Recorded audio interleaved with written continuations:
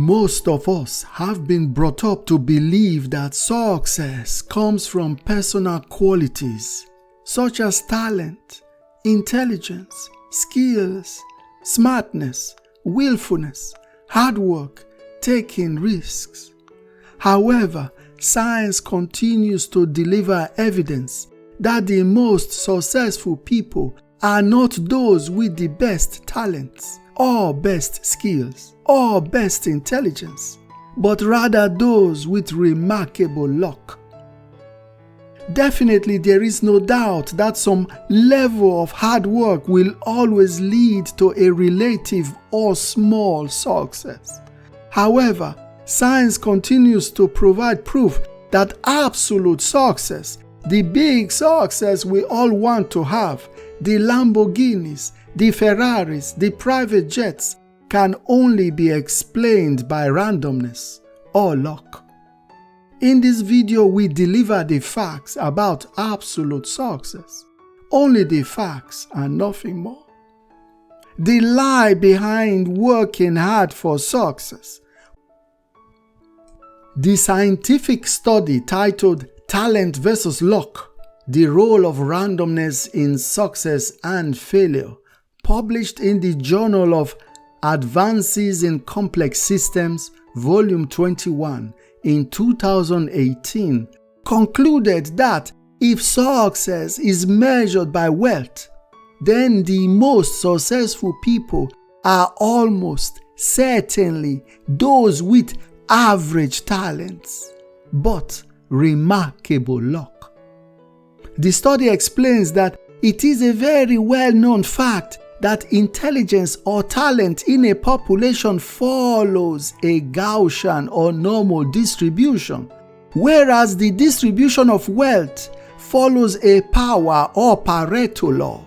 This means that the world is actually full of lots of intelligent and talented people, but very few people own most of the wealth, which would not make any sense at all. For example, today, the top 10 richest people own more wealth than 4 billion people who constitute the poorest half of humanity. According to this study on talent versus luck, such a discrepancy, such a big difference, can only be explained if there is some hidden or secret factor at work behind the scenes. Using an agent-based computational model which combined elements from game theory, computational sociology, and evolutional programming, the authors demonstrated that this hidden or secret factor is nothing more than just randomness or luck. In particular, the authors were able to quantifiably declare that almost never the most talented people reach the highest peaks of success, being overtaken by mediocre but sensibly luckier individuals. The book, Fooled by Randomness, is acclaimed as one of the smartest books of all time. The author, Nassim Nicholas Taleb, a mathematician and renowned risk analyst, made 3 interesting conclusions. First is that randomness, chance, and luck influences our lives and our work more than we realize, and more than most of us will accept to give credit to.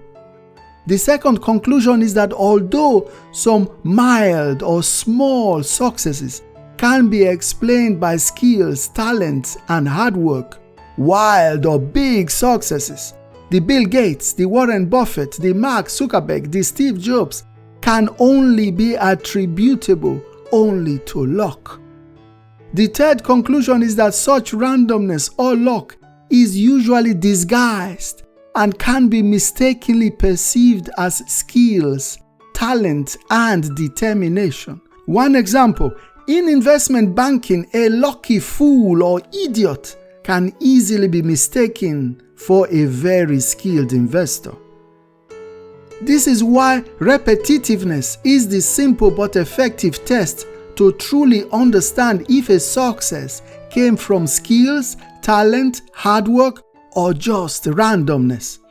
If that success cannot be repeated, then that success can be completely attributable to randomness. As a general rule, the bigger the success, the more extreme and unlikely the circumstances that caused it. Which is another way of saying it is caused by luck or randomness. It would seem that we are living in a world where luck or randomness is more important than talent, intelligence, or hard work. It would seem that we are living in a world where serendipity is often the cause of important discoveries. History is full of lucky or unexpected but beneficial discoveries. For example, scientists are looking for something and they luckily find something else more important or useful. For example, the first antibiotics, penicillin by Alexander Fleming, radioactivity by Marie Curie, cosmic microwave background radiation by the radio astronomers Arno Penzias and Robert Wilson, graphene, an allotrope of carbon which is 100 times stronger than the strongest steel, by Andrei Geim and Konstantin Novoselov. We could go on, not only in the sciences. For example, Christopher Columbus, whose intent was to find a westward route to the Far East, and we know what he found. The mathematician and computer engineer Richard Hamming, during a Bell's Lab talk in 1986 titled "You and Your Research," provided an explanation from his experience why so few scientists make all the most important discoveries and contributions, and why so many scientists are forgotten in the long run. Richard Hamming knew what he was talking about. In his long and successful career, Richard Hamming worked with the likes of Richard Feynman, a Nobel Prize winner in physics, Robert Oppenheimer, known as the father of the atomic bomb, Hans Bethe, also a Nobel Prize winner in physics, Claude Shannon, known as the father of information theory, just to mention a few.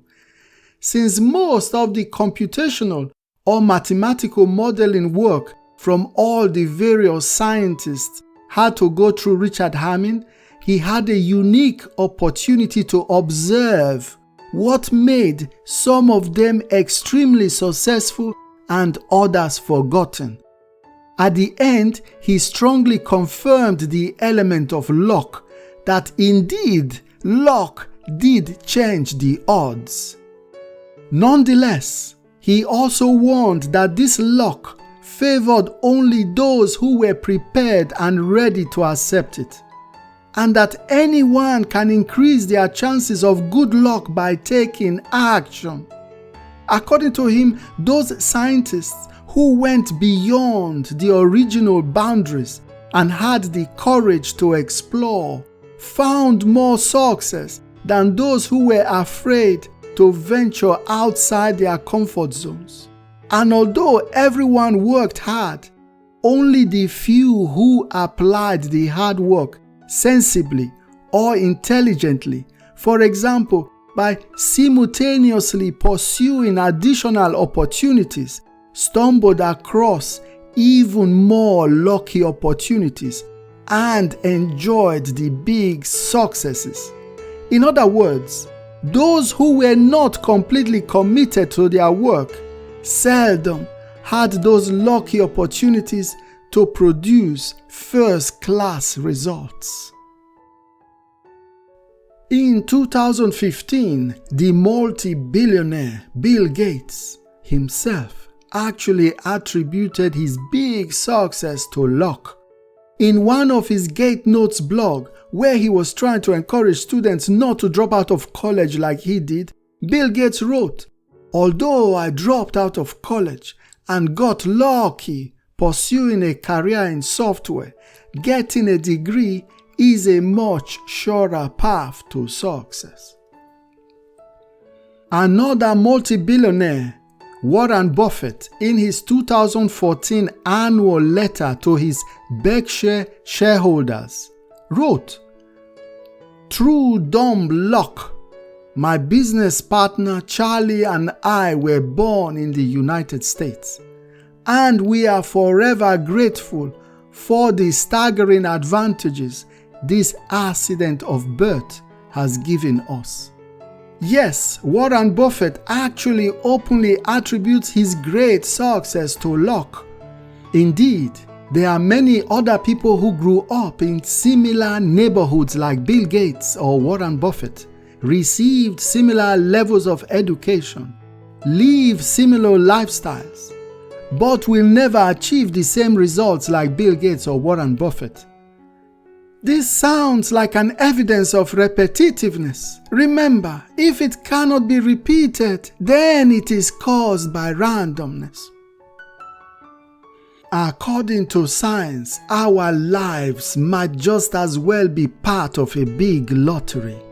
In this big lottery, each of us got only one ball out of a barrel with about 7 billion balls in it. The series of luck, good or bad, actually begins from the moment we are born into this world. We did not choose to be born male or female. We did not choose to be born into a wealthy or poor family. We did not choose which century, Stone Age or Modern Age, nor did we choose if we are born in time of peace or in the middle of a great war. We did not choose to be born without inherited diseases, or to have those athletic genes that could promote a natural talent for sports. We did not choose the government, the social or economic rules, or situation of the country we are born in. These conditions will become the initial conditions from which we all start our journey to success. For some of us, this journey will be longer, and for some of us, it will be very short, depending on these initial conditions. We cannot control them, but we can control how we react to them and how much effort or hard work we put towards achieving our desired goals or level of success that will make us happy. It will get more challenging as we grow up, because more challenging circumstances can come into play. For example, we can develop bad habits that will take us out of the game completely. However, the longer we can stay in this struggle for success, the more time will erode or take away all those initial disadvantages and reward us with remarkable luck. We may not be able to control our initial luck, but we can control our hard work. It is wise not to waste time on what we cannot control. Good luck may be important at the beginning, but it is hard work that will allow us to capitalize on the good luck. Luck might bring wealth, but we will need hard work to keep it. And our skills will improve with time. Opportunities will present themselves, but only those who can recognize and seize them effectively will be able to transform them into reality. To recognize these opportunities, we will need to be prepared to recognize them. And the best way to be prepared is to be educated. Whatever you decide to do, may it make you happy.